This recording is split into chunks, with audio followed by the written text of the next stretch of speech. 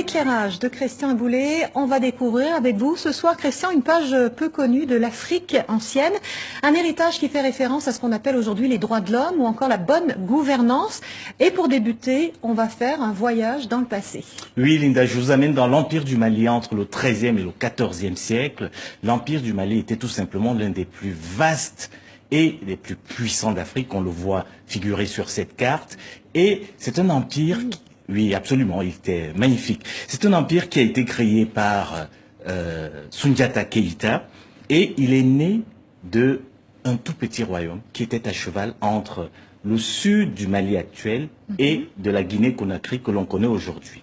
Et c'était une fédération de royaumes qui était régie notamment par une charte qu'on appelle aujourd'hui la charte du Mandé et qui a été proclamée par Soundiata Keïta à la fin du XIIIe siècle. Et cette charte du Mandé, elle avait un objectif, c'était permettre la vie en harmonie et en paix au sein de cet empire.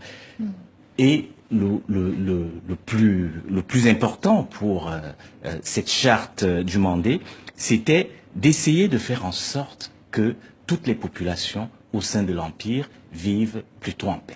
Et sans agression extérieure. Absolument. Alors cette charte, Christian, elle est aujourd'hui inscrite au patrimoine mondial de l'humanité, de l'UNESCO, en fait depuis 2009, et sous certains aspects, donc elle préfigure la Déclaration universelle des droits de l'homme.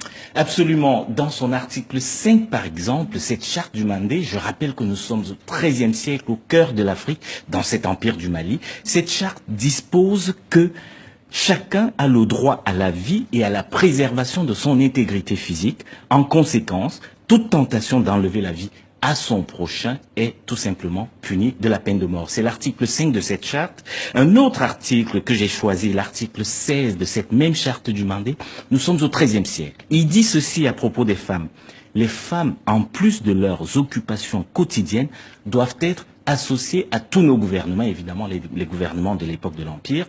Il est donc faux de considérer aujourd'hui, ou de dire aujourd'hui, comme le font souvent certains, que les droits de l'homme, c'est une importation de l'Occident en Afrique.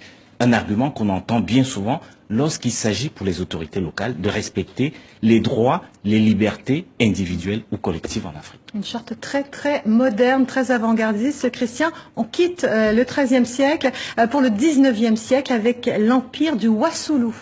Alors, précisons que l'empire du Wassoulou qui a été fondé par l'Almami Samori Touré, l'Almami Samori Touré est aujourd'hui considéré par une partie des populations d'Afrique de l'Ouest comme un chef guerrier sanguinaire, un tyran. C'est la conséquence directe des conquêtes de l'Almami Samori Touré pour agrandir son empire, mais aussi ses confrontations avec le colonisateur français. Et justement, une autre partie, tout aussi nombreuse, des populations de l'Afrique de l'Ouest, considère l'Almami Samori Touré comme un grand homme et surtout un résistant à l'invasion coloniale française.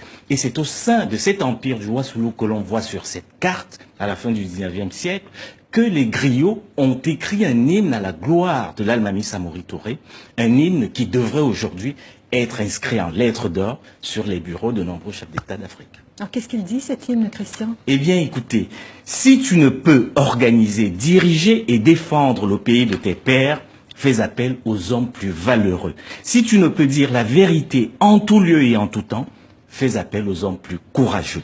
Si tu ne peux exprimer courageusement tes pensées, donne la parole aux griots. Si tu ne peux être impartial, cède le trône aux hommes justes.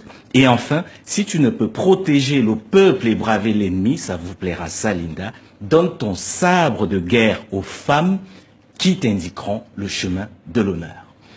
On va écouter un extrait? Absolument. En langue originale.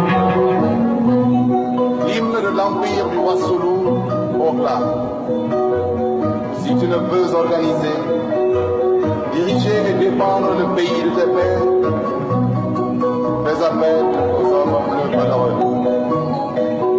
Si tu ne peux dire la vérité en tout. Voilà un hymne qui a été célébré par le célèbre Bembeya Jazz. Absolument, le Bembeya Jazz, un orchestre guinéen qui avait été fondé en 1961.